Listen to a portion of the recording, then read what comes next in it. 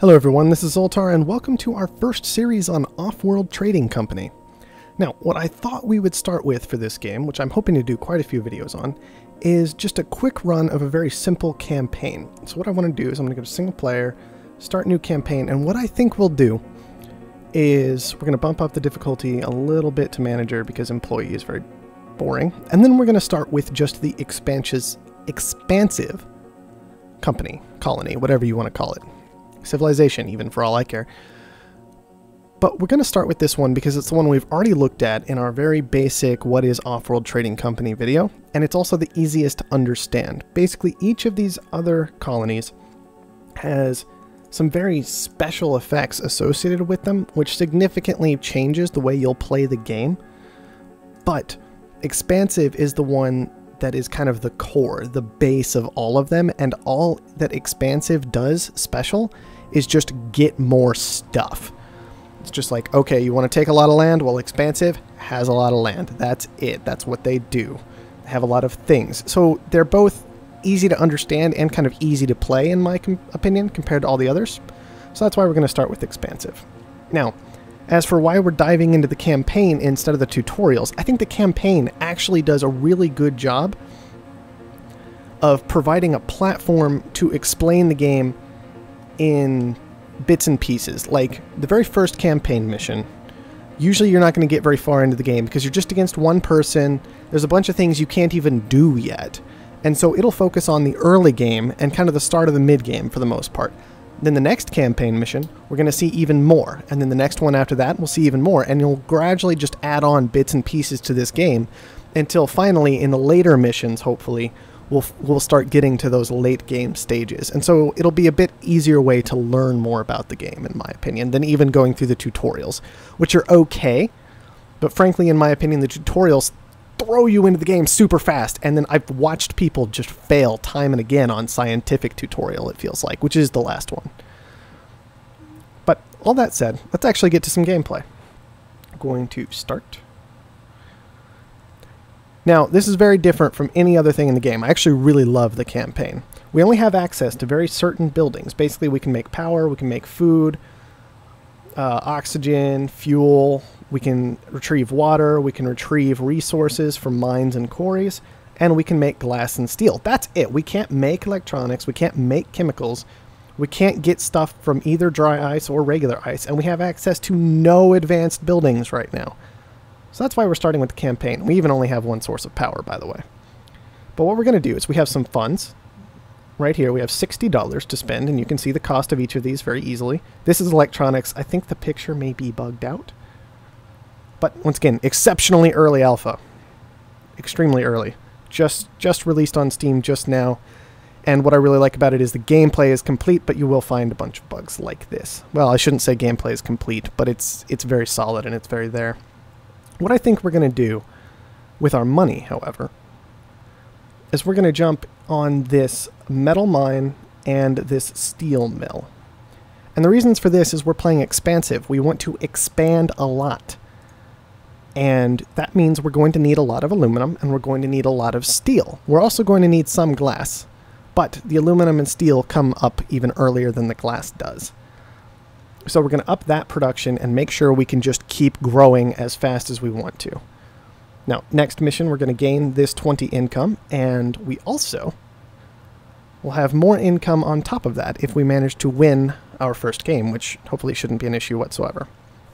Now, what's going to happen is, for each campaign mission, we're going to get 3 things if we win. First of all, we get points, which seem to be used to win. I say seem to because early access and things are kind of weird still. I'll explain that when we're several videos down the road. So we get points. We're going to get income bonus. So this will add our 14 to our 20 income, and we'll have 34 funds next time. And then that income will stick around for each mission afterward as well. So that's a permanent boost, which is very nice. And we'll also get a perk, in this case a free geothermal plant, which could be very useful for us because we can't even build geothermal plants. And that could be very, very nice for all of the games. And you'll also see that the mission has various rules attached to it. We have the map size, we know what the terrain is, We know what the resource level is, so this could be a very interesting mission because there are almost no resources on it. And we see if there are any additional rules attached to the scenario. Usually what I will do at the start is just browse through the missions and see which one gives me a huge income boost, because that is going to be a permanent income boost for the rest of the campaign. The other thing to check for is to see if any of the perks would be particularly valuable. Now there are two here that provide us a free geothermal plant, which is kind of tempting, but we probably don't actually need it. And so this gives us an electronics shipment, which also isn't that great for us, but isn't awful either. So I think we may lean toward this mission in particular, just for this big income boost that it has over any of the others. Free electronics factory is like actually super useless because we would have to set up additional mines in order to be able to power that factory and let it run, or we would have to purchase things, and we just don't want that hassle. So we're just going to go with the one that gives us the biggest income boost, and let's actually get into a game. So once again, we're focusing on aluminum and iron so that we can make steel and expand very quickly. I believe this mission was a high resource mission, so we can maybe afford to be a bit picky about where we actually settle. As you can see, we found a few sources of aluminum, like right here, a little bit of iron, but that's not very much.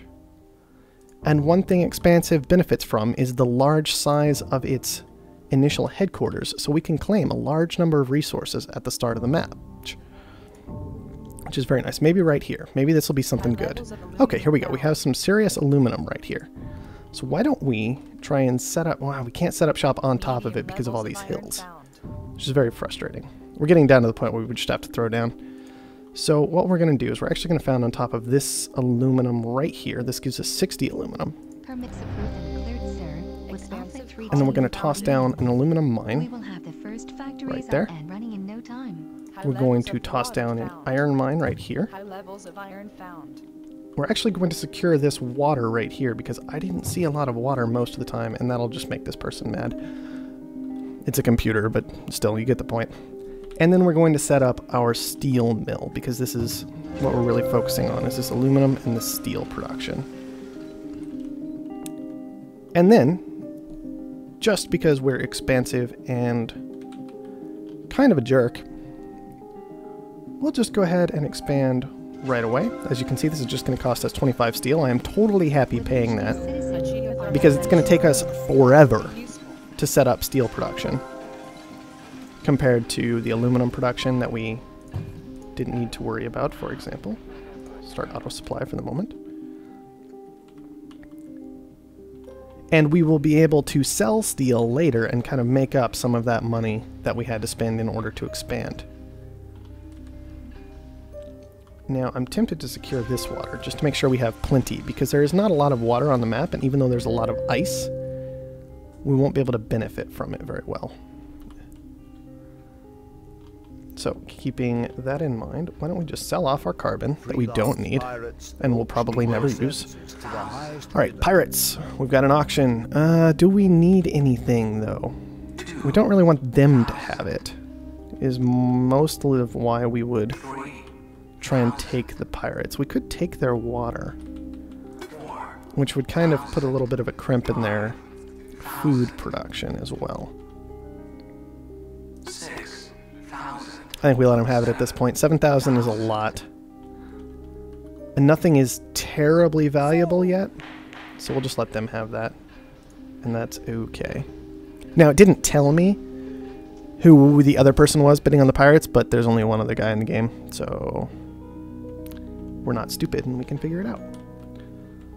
Okay, we have 2 claims left. One option is to toss down another steel mill, which will give us a huge amount of steel. Right now it's like we have 3 operating steel mills. If we throw down another one, it'll be like we have 6 because of adjacency bonuses, which is quite tempting. But we would likely need a little more iron if we wanted to do it. The black market is Oh, and the black market's available. Let's go ahead and take a look at that instead.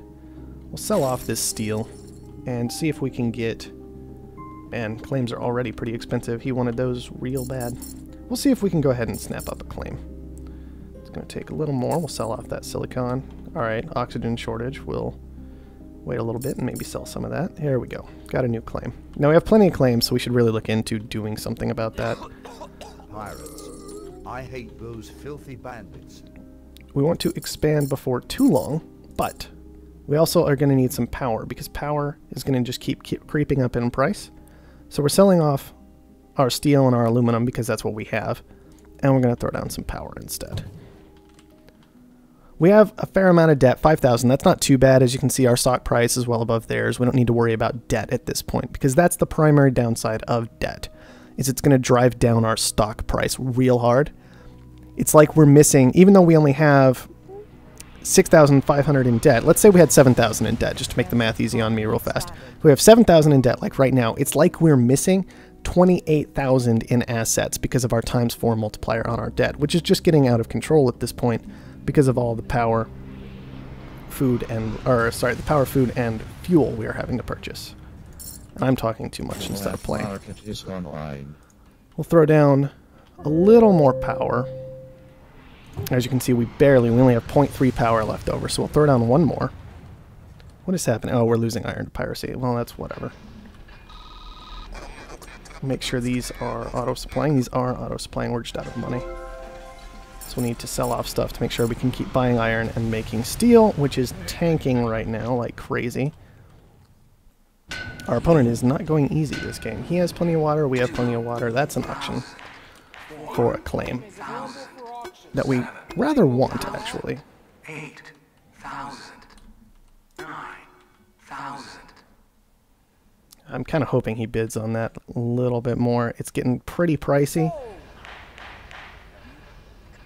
He is making some fuel and oxygen, which is very nice for him. We should probably follow suit, but the other yeah, we should actually follow suit for the time being. I would like to get some glass production up. That's the other thing we can basically make. Oh, wow. Shortage on all the things. We're probably going to dump a bunch of water in the market real quick here. We can also dump some aluminum, because I don't believe he has a lot of aluminum coming in.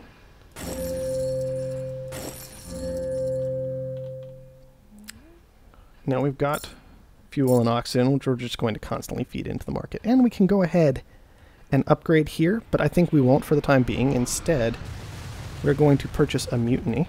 We're going to use it on his electrolysis reactor to give us that fuel and oxygen, which is very valuable right now.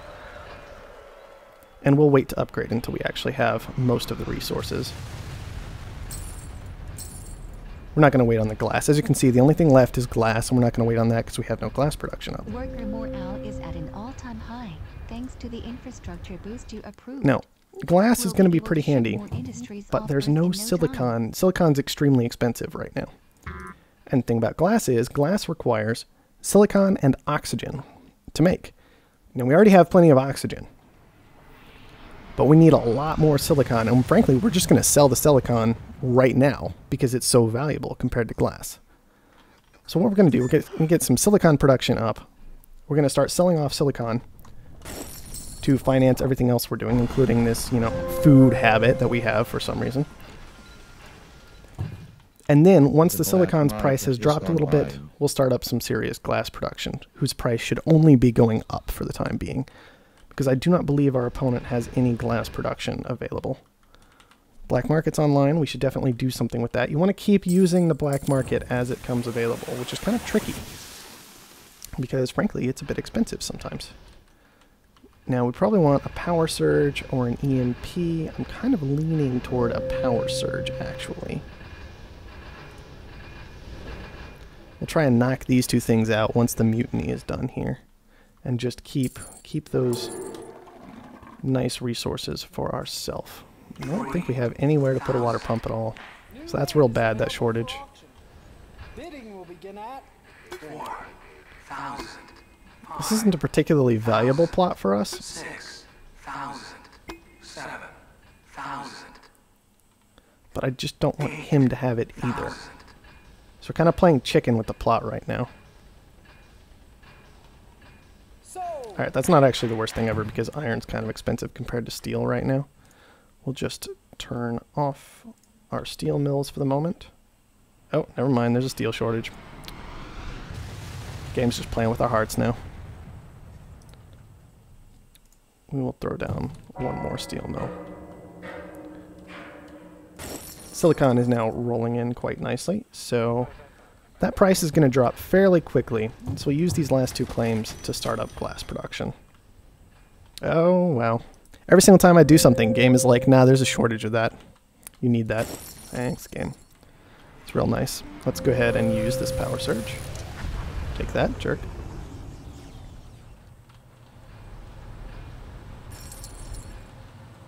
Now, how much steel production are we looking at for him? He just has the one. That's not that bad. What we can actually do is be a real jerk. Knock it out, too. And that's to try and keep him from benefiting from the steel shortage. We'll go ahead and... Do we upgrade the headquarters? Maybe not for the time being. Stuff's kind of expensive right now. I don't think we need to upgrade. So we will instead focus on actually making some money and, frankly, paying off our debt because our stock price kind of concerns me. It's a little low for my taste. Carbon is going absolutely nuts. Might be nice to grab it up, but we would need more. We would need to go ahead and spend this steel and aluminum, which is also very valuable. Why don't we just tank the steel market a little bit and then upgrade? With this new expansion, we have increased our potential production rate by a lot. Now we'll grab The shareholders will love it. a couple carbon. Just for now. We can change these into something else later if we need to. And we're very low on oxygen on this map. Market is online. Black market's up again. I think we'll grab another mutiny, and we'll just hit their electrolysis again with that mutiny, because oxygen and fuel are staying high. Food is also going completely nuts. So we may need to move into food for a little bit here. This is the advantage of Expansive, by the way. I just have so many things I can do because I have an insane number of claims compared to any of the other races. Now, it should be noted that our opponent is also Expansive. So in this game, we have a very similar amount. New patent up for auction. But it allows me to respond 5,000. very quickly to what's going on in the game.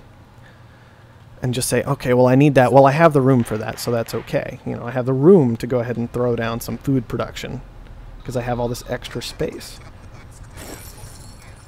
Food surplus, that's actually okay. We won't worry about that too much. We can actually, I think, start looking at a kill pretty quick here. We've got quite a lot of funds. Our debt's pretty high, but that doesn't matter if he's not going to be trying to buy us out. We can start selling off this carbon we've got rolling in. The black market is online. Steel is still in a good spot from that previous shortage, so why don't we just start going for it? Oh yeah, we only need 5 this time. I forgot about that. We had plenty to go ahead and just do the buyout. So yeah, pretty early game stuff, quite frankly. I don't think we even hit level 5 on our expansion, which is kind of the...